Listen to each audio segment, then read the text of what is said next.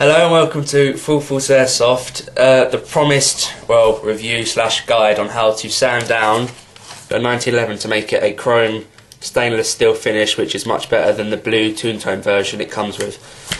To start off with, you're going to need certain types of sandpaper to do this, and the ones that I bought to do it worked well, but they're knackered at the end of it. What you need is, I'd recommend 220 grit block sandpaper, because then you can go up and down the surface of the gun without using sandpaper, which will probably scratch it. But you need the wet and dry to get in the cracks where the block sandpaper can't get to. You can purchase the block sandpapers like this in B&Q or wherever you can try and find it really, but I'd recommend B&Q because they have the lowest price. You can get each block for about £2, and they only last, as much as you can get on the surface area, so about an hour, which, was about the time it took to sand down the actual gun itself.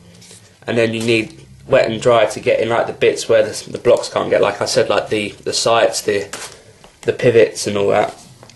I also thought about changing the grips on my 1911 because they come with these blue ones, which they fit the gun perfectly, and they've just been sprayed really. They come with this a dark brown finish on them, which I'm sure you can either, you can't really sand down because you'll ruin the finish on them, but you can probably use paint thinner or you can just go over them yourself. So if you're thinking about changing your grips on yours, I wouldn't throw these away, because these are meant to be World War II replicas of the grips when the gun was in use in the war. So I went on eBay to buy these grips, which are World War I finish, but they're not high polished ones. They've got it's like the wooden texture, there's no smoothness to it. To remove the screws in the grips you need a flathead screwdriver. Now I couldn't really find one, so I choose this little one here, but it does the job. And you just unscrew these ones, hold on to these ones.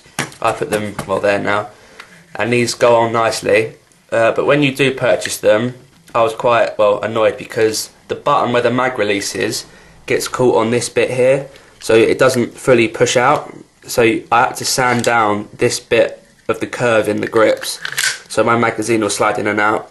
And also, when you first get it, you'll notice that the wooden grips overhang the bottom slightly.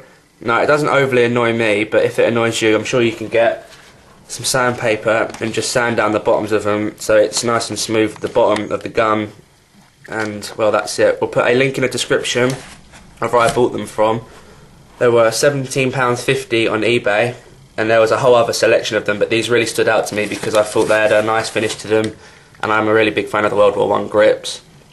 So yeah, that's about £20 with postage and packaging, but I think they're really worth it because it really makes the gun stand out once you put them on and you've sanded it down to the correct sizes of the actual gun itself. Once you spend about an hour to sand down the surface of the gun, which is painful, but the finish is, it's brilliant, to be honest. It took a lot of pain and effort because you keep catching yourself on these bits when you're trying to sand them, and they're the most annoying parts.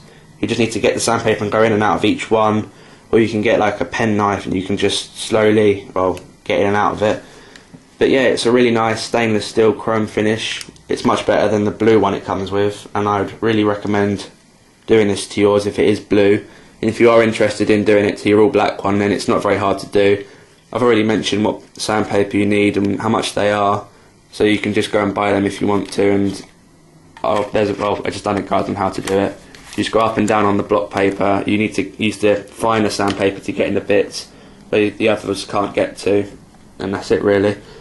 About the slide catch, that's a pain to get to, and I'm sure in all the times you're pulling your slide back, that button's going to wear it out anyway, so you don't really need to sand that down.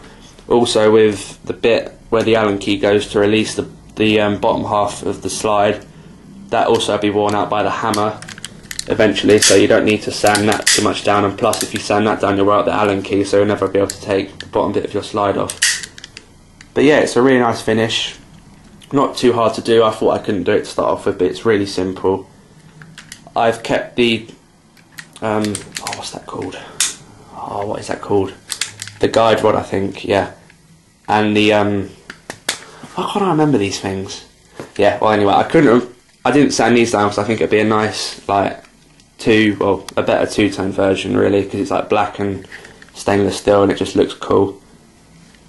So yeah, this is the review on how to sand down your 1911 to make it chrome, and how to change your grips to any grips you want, and what to do if they don't fit.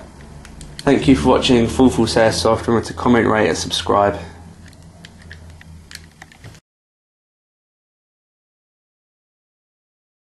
Oh. It's going to bounce back probably.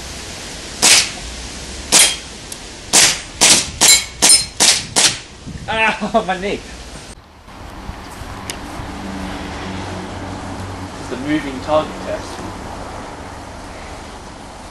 Alright, this is on a windy target from about 5 metres. No.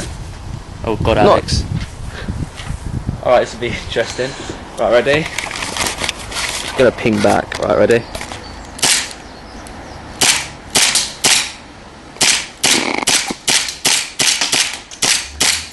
Stop. It's not bad for a moving target. Alright, this is trying to blow up the ball or some sorts. Alright, 3, 2, 1. Ah, fuck! If we get that on slow-mo.